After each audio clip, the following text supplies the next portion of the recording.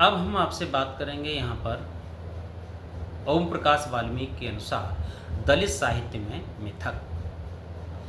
दलित कवियों ने अपनी रचनाओं में मिथकों का भरपूर प्रयोग किया है। दलितों के मिथक गैर दलितों से बिल्कुल अलग हैं। कर्ण, एकलव्य, शंभु नायक की भूमिका में स्थापित होते हैं, क्योंकि गैर दलितों ने इनको कभी नायक समझा ही नहीं। पुरातन और पौराणिक मिथकों के द्वारा विद्रोह और विरोधात्मक स्वर को अभिव्यक्ति मिली है। अंधेरे की गहन गुफा को घाव सहने दो, जाओ द्रोण जाओ, दर्द को हरियाने दो, एकलव्य में पहले था, आज भी हूँ, अब जान गया हूँ, अंगूठा दान क्यों मांगते हो। प्रश्नवाचक चिन्ह लगा है। डॉक्टर दयानंद बटोही की इस कविता द्रोणाचार्य सुने, उनकी परंपराएं सुने, एकलव्य की पीड़ा को अतीत से लेकर वर्तमान तक जोड़ने का प्रयास किया है, क्योंकि आज भी भारत जैसे देश में प्राइमरी से लेकर उच्च शिक्षण संस्थानों विश्वविद्यालयों तक दलितों के साथ वही व्यवहार किया जाता है जैसा द्रोणाचार्य ने एकलव्य के साथ किया था। उनको हर कदम पर रोकने का प्रयास आज भी किया जा रहा है। संवैधानिक व्यवस्थाओं को भी धता बताकर उन्हें किसी न किसी तरीके से रोका जाता है। दलित कवियों ने ऐतिहासिक पौराणिक मिथकों द्वारा दलित जीवन की विसंगतियों और सामाजिक संदर्भों की हकीकत को रेखांकित किया है। कर्ण, एकलव्य, शंभु, सीता दलितों की जिजीविषा और विद्रोह के प्रतीक बन गए हैं। रामायण महाभारत के अनेक मिथकों द्वारा दलित जीवन की दाहक स्थितियों को चित्रित किया गया है, उभारा गया है। दलित रचनाकारों में मिथक कथाएं, जातक कथाएं दलित जीवन की पीड़ाओं का चित्रण करती हैं। उनके विद्रोह, विक्षोभ की भावनाओं, अस्मिता की तलाश, अस्तित्व के लिए जूझते सरोकारों को रेखांकित करती हुई नजर आती हैं। देखिए कुछ पंक्तियां। शंभु, तुम्हारा रक्त जमीन के अंदर समा गया है। शंभु, तुम्हारा रक्त जमीन के अंदर समा गया है, जो किसी भी दिन फूटकर बाहर आएगा ज्वालामुखी बनकर। ये सदियों का संताप से पंक्तियां ली गई हैं। आगे देखिए इसी कविता में कवि क्या कहता है। धरती और आकाश के बीच टूटकर गिरता है कोई नक्षत्र अंधेरी रात में, किसी कर्ण की सिसकियां रूंध रूंध जाती हैं। शंभु की अभिशप्त हत्या और एकलव्य के साथ किए गए छल को साथ लिए मेरी पीढ़ी जंगलों, पहाड़ों, नदियों और नालों में खोज रही है गत और विगत के बीच की मौन शिलाएं। यह कविता भी सदियों का संताप से संकलित है। धर्म, दर्शन, पौराणिक मिथकों की पुनर्व्याख्या दलित कविताओं की विशेषता है।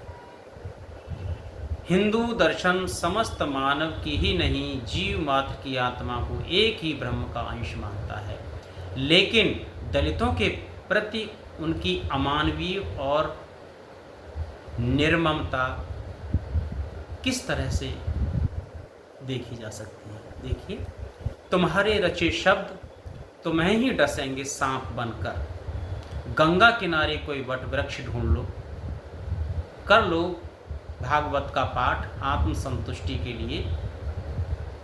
कहीं अकाल मृत्यु के बाद भयभीत आत्मा भटकते भटकते किसी कुत्ते या सूअर की मृत देह में प्रवेश न कर जाए, या फिर पुनर्जन्म की लालसा में किसी डोम या चूहड़े के घर पैदा न हो जाए। चूहड़े या डोम की आत्मा ब्रह्म का अंश क्यों नहीं है। यहाँ कवि सवाल खड़ा करता है। मैं नहीं जानता, शायद आप जानते हो। यह कविता है बस बहुत हो चुका।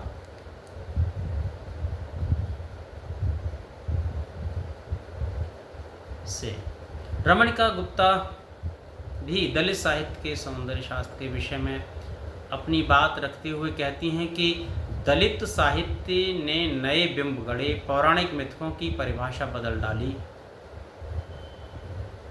नए मिथक बनाए,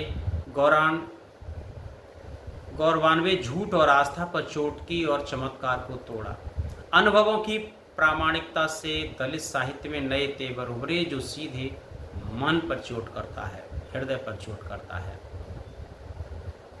विश्वसनीय है यह वर्तमान साहित्य के लिजलिजेपन और बासीपन तथा एक रूपी रसवादी प्रणाली से भिन्न और चमत्कारी कल्पनाओं से बिल्कुल अलग होता है। इस दायरे में अंधविश्वास, भाग्य, पुनर्जन्म के कर्म, धर्म या भगवान नहीं आते।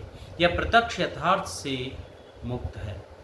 जीवन है जुल्मों से जूझते हुए, मरते हुए, जीते हुए के बीच के इर्द गिर्द के स्त्री पुरुषों को सामने लाता है। एक और बात, गैर दलितों ने हमेशा दलित नायकों को, दलित महानायकों को खलनायक सिद्ध करने की कोशिश की है अपनी साहित्य के माध्यम से। वहीं पर दलित साहित्यकारों ने अपने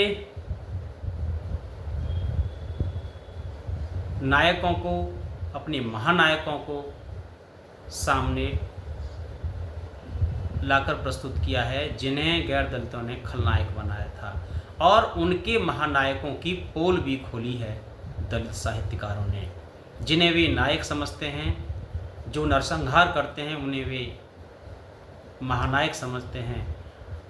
आप स्वयं सोचिए, नरसंहार करने वाला, हत्या करने वाला, एक दूसरे का शोषण करने वाला व्यक्ति नायक होगा या महानायक, यह शोध का विषय है। दलित साहित्य में आप कर्ण, एकलव्य, शंभू, रावण, यह सब नायक के रूप में अवतरित होते हैं, क्योंकि किसी भी रचनाकार पर टिप्पणी करने से पहले उसको जानना बहुत ज़रूरी होता है, बहुत लाजमी होता है।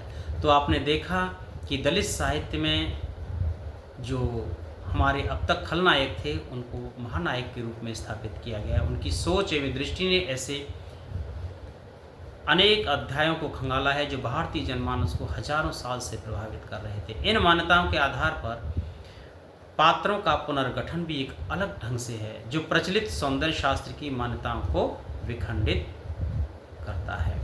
अर्थात जिसे वे सौंदर्य शास्त्र कहते हैं, सच में दलितों का सौंदर्य शास्त्र गैर दलितों के सौंदर्य शास्त्र से बिल्कुल अलग है। तो यहाँ आज मैंने इसके तीसरे भाग में आपसे विस्तार से चर्चा की दलित साहित्य की शिल्पगत प्रवृत्तियों की, तीनों भागों में। आप इसको अधिक से अधिक लोगों को साझा करें ताकि शोधार्थी सच और गलत के बीच का फ़र्क महसूस कर सकें। धन्यवाद।